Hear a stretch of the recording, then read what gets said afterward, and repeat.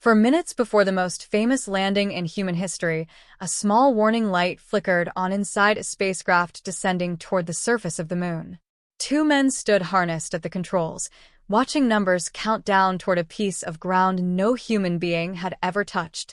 Millions of people on Earth were listening in real time, holding their breath through television speakers and car radios, certain they were witnessing something that had been rehearsed into perfection. What almost none of them knew was that in that exact moment, 33,000 feet above the lunar surface, the computer flying the ship was reporting a problem nobody in the control room had seen happen during a live descent before. For a few seconds, an answer had to be found immediately to a question with enormous stakes. Was this landing still happening, or was it about to be scrubbed with the whole world watching? You already know how the story ends. Neil Armstrong's boot touches gray dust, mission control erupts, a man says a line that gets repeated for the rest of history. That ending has been told so many times it feels inevitable, as if the outcome was never really in doubt. But it was in doubt. In the final minutes of that descent, the mission came far closer to being aborted than the popular memory of it admits. And the reason it wasn't aborted traces back not to a moment of heroism in the capsule, but to a decision made years earlier, in a laboratory thousands of miles from Houston, by a young woman that some of the men around her considered to be worrying about problems that would never occur. Her name was Margaret Hamilton, and by the time Apollo 11 began its descent, she had already spent most of a decade fighting to be taken seriously for a kind of work that most of the country didn't even think of as engineering. Let's be clear about something before we go further, because stories like this one can get exaggerated in the retelling. There's no secret file here, no hidden confession, nothing that was covered up. Everything in this story is part of the public record. It's in NASA's own mission transcripts. It's in the audio loops from Mission Control, which anyone can listen to today. It's in the papers Hamilton and her colleagues published, and in the decades of interviews she's given about her work, right up through recent years.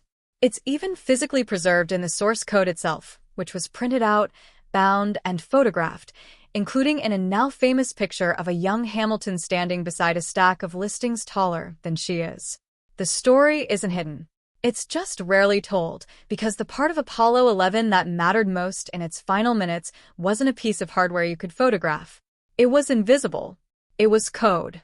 To understand why nobody remembers it that way, you have to understand what Margaret Hamilton was up against long before the rocket ever left the pad.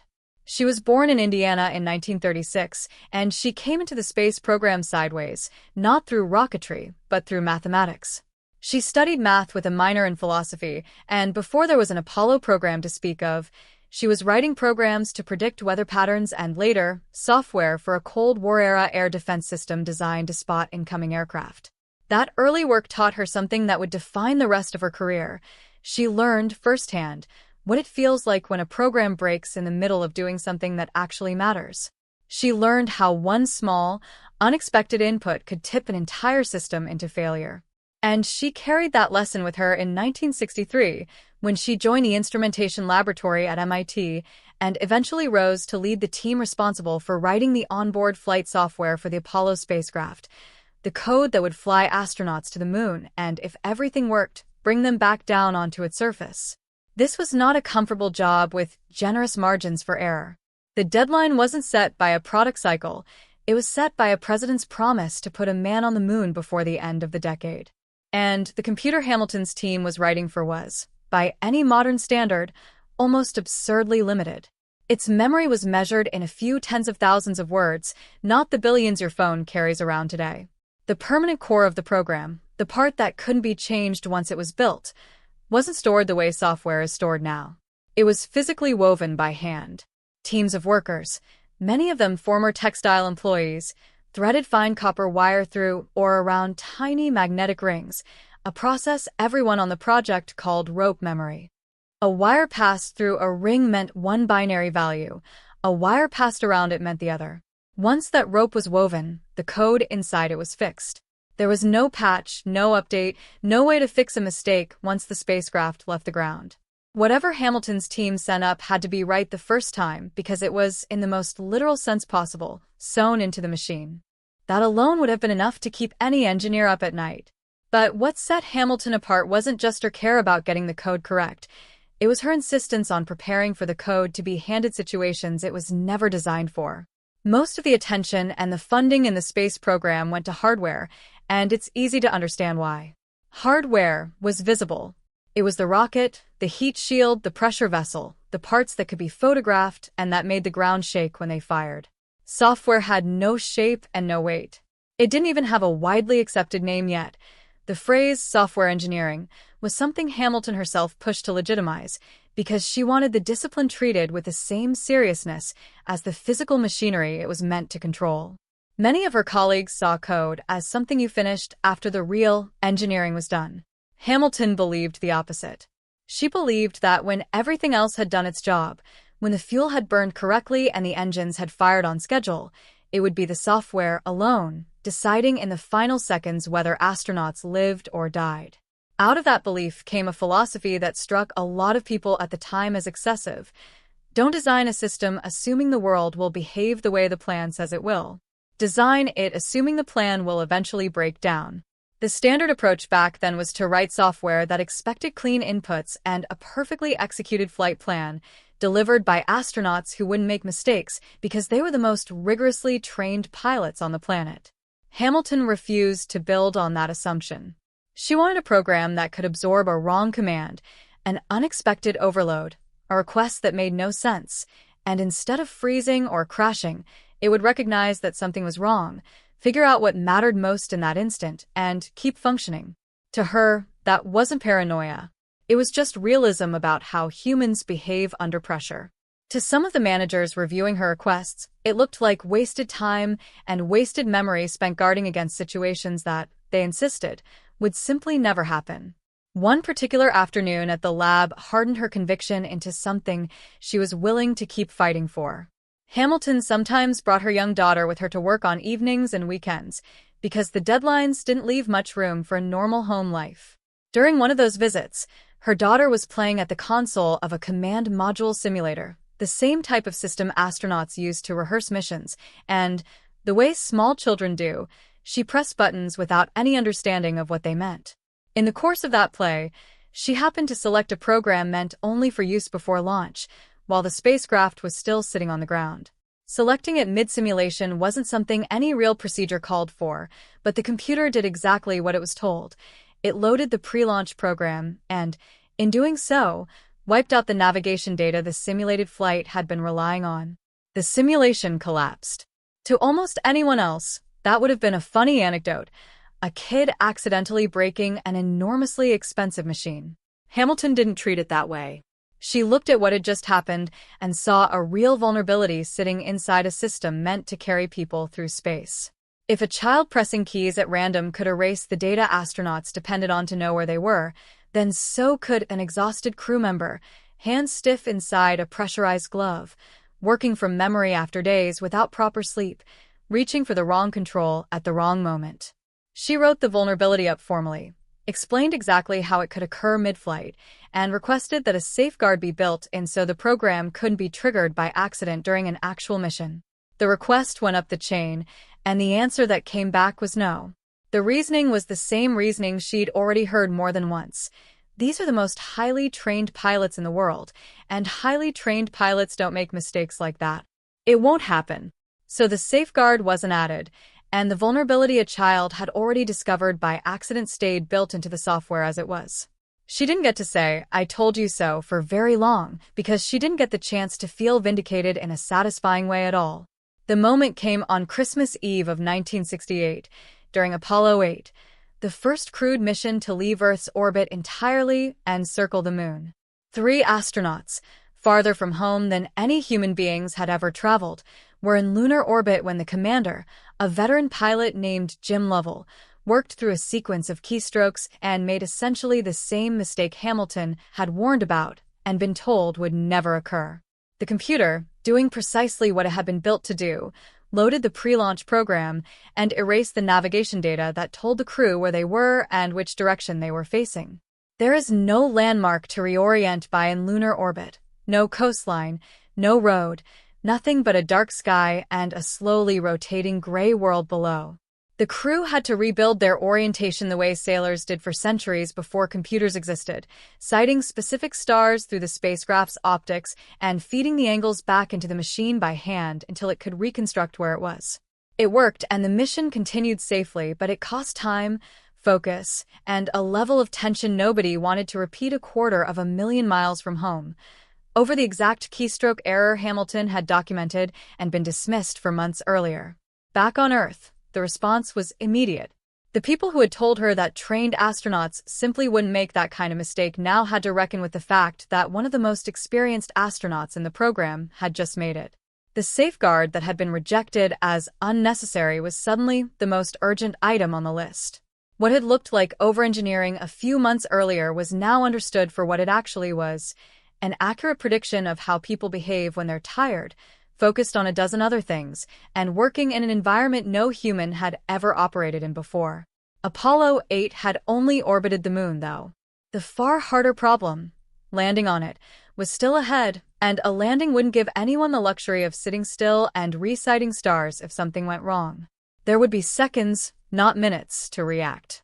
So in the months leading up to Apollo 11, Hamilton and her team rebuilt a core piece of the software around a harder, more general version of the lesson Apollo 8 had taught them. It wasn't enough to patch one specific keystroke error.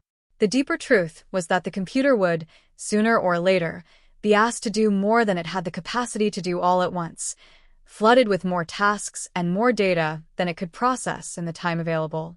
And the standard behavior of a computer facing that kind of overload in that era was to lock up entirely, trying to complete everything at once and completing nothing. On the ground, a frozen computer is a nuisance. In the middle of a lunar descent, it's a disaster. So Hamilton built something different. The software was structured to run tasks asynchronously and by priority, a technical description of a fairly human idea.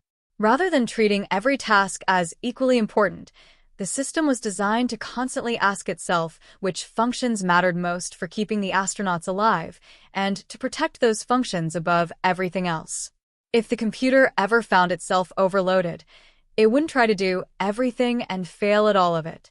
Instead, it would deliberately drop the lower priority work, clear space, and keep the essential functions, guidance, navigation, control of the descent itself, running without interruption. In effect, she taught the machine to recognize its own overload and make a choice under pressure, rather than simply seizing up. It was the same philosophy she'd been arguing for from the beginning, now built directly into the system that would carry two men down to the surface of another world. That design was tested almost exactly the way she feared it eventually would be, and at almost exactly the worst possible moment. The lunar module Eagle had separated cleanly and begun its descent, with Armstrong and Aldrin standing at the controls, watching the numbers tick down as planned. Then, at roughly 33,000 feet, a code flashed on the display that no one had seen appear during any previous live descent: 1202. Aldrin read it out over the radio, his voice controlled but carrying an unmistakable edge, and asked what it meant, the practical question underneath that request being whether the landing could continue or whether it needed to be called off. In Houston, the room went quiet in a very specific way.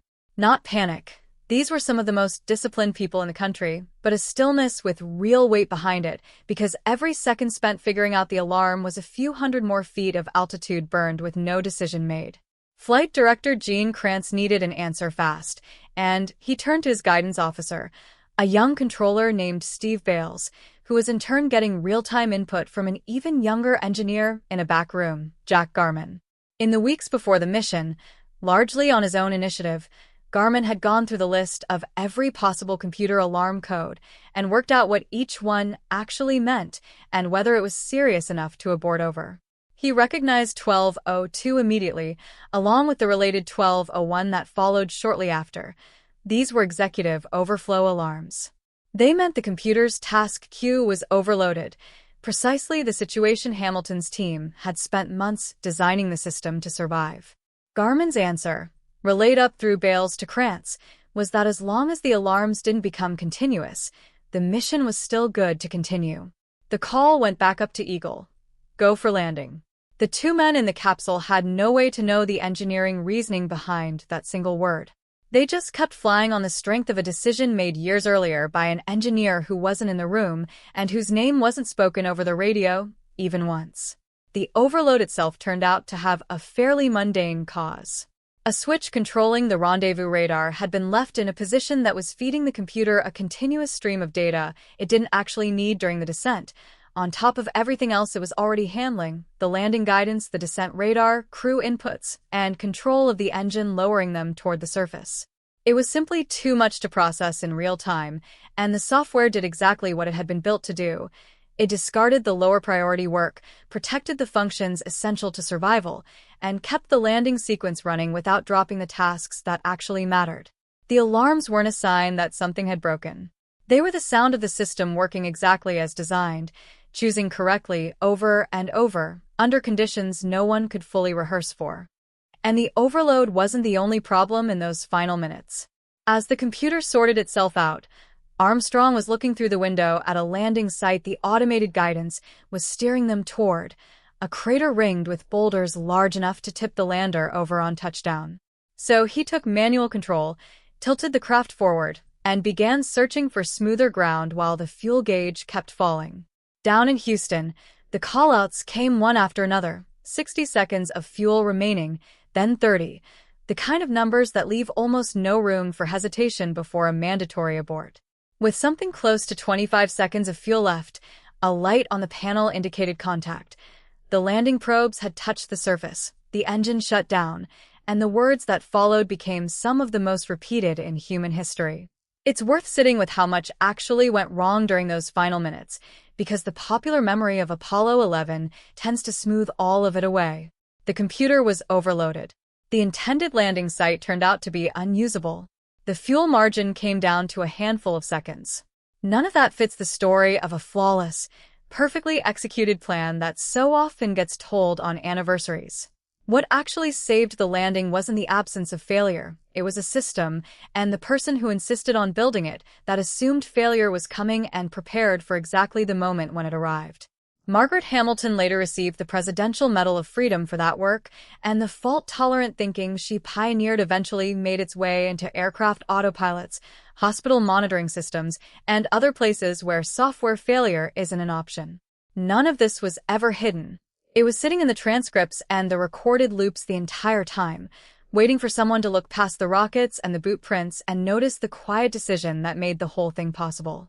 So the next time you watch that grainy footage of a boot settling into gray dust, it's worth remembering what isn't in the frame: a room full of engineers reading numbers off a screen, a young woman years earlier arguing for a safeguard nobody thought she'd need, and a piece of code, quietly doing exactly what it was built to do, at the one moment it actually mattered.